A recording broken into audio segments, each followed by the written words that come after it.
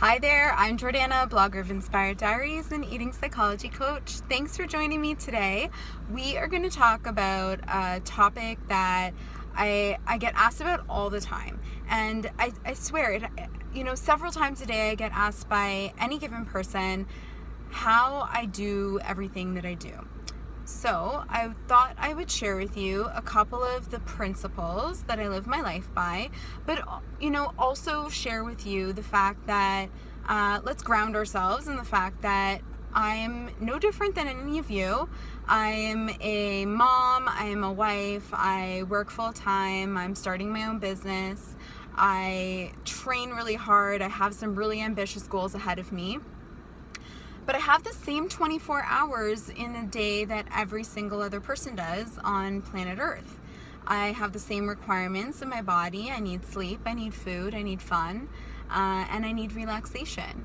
So I have created some principles that I live my life by that are really guiding me in terms of allowing me to be able to achieve all that I do and remain at a balanced pace and have the stamina to continue moving forward. Because let's face it, when we push ourselves too hard and we go too hard for too long towards any goal, regardless of whether it is, we reach a level of burnout, and nobody can really sustain that pace. Nobody can really recuperate from burnout that quickly and be able to continue along with what they have to do in the regular course of their lives.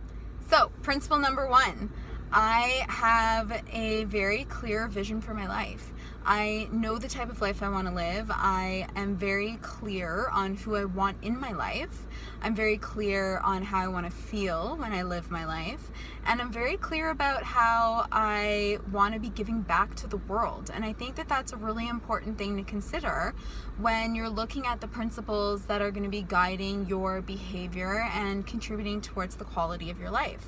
The second principle is that I have stopped being afraid of the word no. I don't say yes to every single opportunity.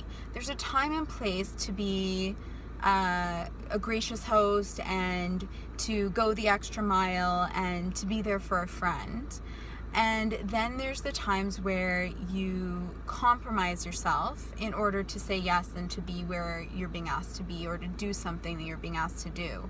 And quite frankly, the word no is very powerful.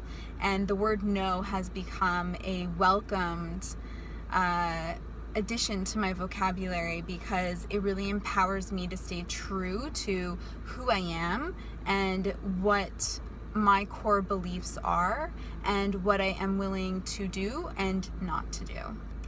The third principle that I find has been completely gratifying to my life has been to take care of myself. And this is a really difficult one, especially for moms, but is challenging for most women in general. It's notoriously been seen as selfish to take care of yourself. And I actually think that it's the complete opposite. For me, taking care of myself and having a self-care regimen that includes proper nutrition, time for training, time for meditation, time for sleep, time for friends and loved ones and date nights, all contribute to my ability to give back. And the fuller my cup, the fuller I can pour others' cups. And the more empty my cup is, the harder it is for me to be able to really contribute to the lives of those that I love the most. Those are just 3 of the principles that I guide my life by. They're the 3 most important ones to me. But what I would say, and the advice that I would leave you with, is that don't be afraid of the life that you want. Don't be afraid to live in the fullest expression of who you could possibly be, and step outside of the boundaries that you've potentially created for yourself by living the way that you have been today. And often I see so many women that are paralyzed by the fear that they have of taking a risk, of stepping outside of that and claiming the power that they have within themselves to really achieve goals that they want and that they often we use time management or a lack of time as an excuse for putting aside a goal that actually has a ton of meaning for us. And what I would say is that as I've put these 3 principles in place along with a few others, I have really been able to clear the decks of all of the wasted time that I was spending doing meaningless things or doing things for other people that they could very well do for themselves.